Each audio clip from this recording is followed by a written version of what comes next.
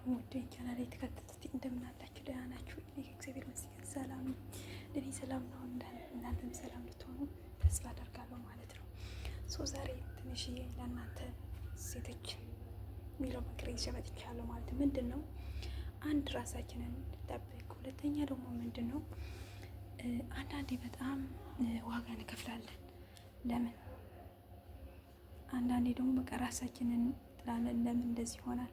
የእውነት አንዳንዴ በቃ ስናስበው ነገ እኮ ሌላ ቀን ነው። ለምን ራሳችን አነጥፋለን? ነገ እኮ ተስፋ አለን እንዴ? የዛሬ ብቻ ነው እንዴ? እና አንድ በጣም ሯጭ ነበረችና ከዛ ምን አላችሁ መሰላችሁ? ልጅቷ እንደዛ አላት። በጣም ይጫወታሉ፣ ይሮጣሉ። በጣም አንደኛ ነው የምትወጣው ሁሌ በቃ አንደኛ እየወጣች በዛ ላይ በጣም ከሷ ጋር ነበር ፍቅር አጋሯት ትጀምራለች። ግን ለፍቅር ብላ ብዙ መስዋዕት ከፍላለች። ይደበድባታል፣ ይላታል፣ በጣም ብዙ ከፍላለች። መጨረሻው ግን ምን ሆነች? በቃ እየታመመች ሄደች። ከዛ ለቤተሰቡ አትናገርም። ከቤተሰቡ ቃል ገብታለች። ለማን መናገር እንዳለበት አታውቅም። ጓደኞቿም አታምናቸውም። ሁሌ ራሷን እነሱን ስትገብ በጣም በሽተኛ ሆነች።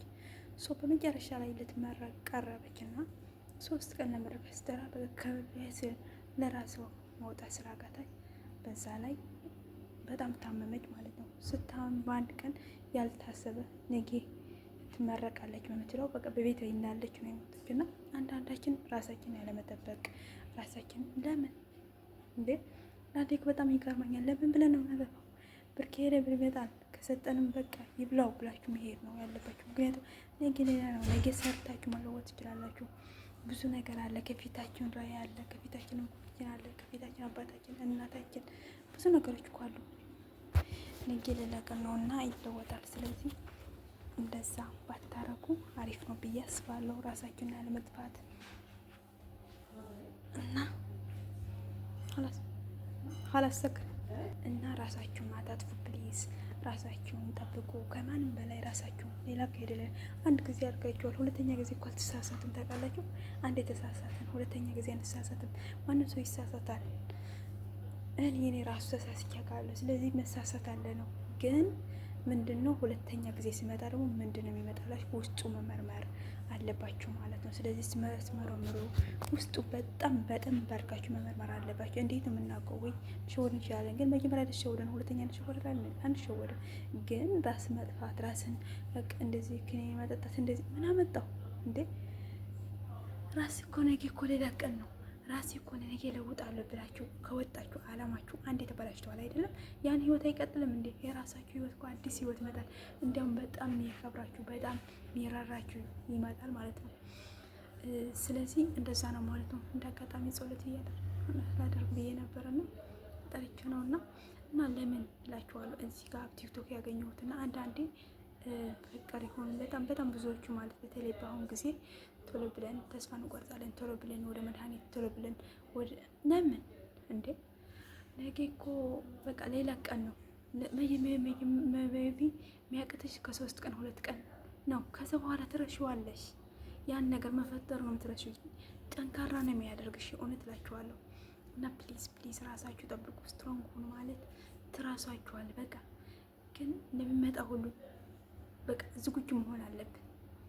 ያን ታምነን በደንብ አምነነው ግን መሆን አለብን። በልባችን ግን ጠንካራ መሆን አለብን ብዬ ማሰብ። ጠንካራ ከሆን ከምንም በላይ ምንም አትወርቅም። ራስን አትጎዳም። ማንም አትጎዳና ብዙዎቹ እውነት እኔ በጣም የሚያሳዝነኝ ብዙዎቹ በቲክቶክ የሚጽፉልኝ አሉና በጣም የሚያሳዝነኝ እውነት እንደዚህ ሰጥቼው እንደዚህ አድርጌው ምናምን በቃ ብዙ ነገር አሉና ግን ከራስሽ በላይ ማንም የለም እላቸዋለሁ። ምክንያቱም በቃ የሰጠሽውን የሰጠውን ሰጥቼዋለሁ ኋላ ድጋሚ አይመጣም። ግን ነገ ሌላ ቀን ብለሽው ማሰብ የግድ ይላል ማለት ነው። ይቀጥላል፣ ህይወት ይቀጥላል። ዛሬ ሜቢ ለዛሬ ብቻ ነው የሚያምሽ። ነገ ከነገ ወዲያው ብለሽ ስትቀጥይ ስራሽ በተለይ የሰራሽ ከሄድ ጠንክረሽ ማን አይደርስሽ ማለት ነው። ስለዚህ ጠንክራችሁ መስራት አለባችሁ። ጠንክራችሁ ከሰራችሁ ደግሞ ጠንካራ እንደምትሆን ደግሞ ተስፋ አለ ማለት ነው። ስለዚህ ተስፋ አትቁረጡ ለማለት ወዳለሁ ሁላችሁም ማለት ነው። በሆነ በፍቅር ይሁን በቤተሰብ ይሁን ለታችሁ ነገ ሌላ ቀን ነው። ነገ ምን ይታወቃል? ነገ አዲስ ቀን እግዚአብሔር ያመጣናል። ነገ አዲስ ቀን በሀብት የሚመጣ ይሆናል። ሊሆን ይችላል፣ ምን ይታወቃል። እና ራሳችን ብንከለከል አሪፍ ነው ብዬ አስባለሁ። ራሳችሁ ጠብቁ። እወዳችኋለሁ። ላይክ አድርጉልኝ፣ ሰብስክራይብ የምታደርጉልኝ በጣም አመሰግናለሁ ነው በጣም እና ሁላችሁም ደህና ሁኑ።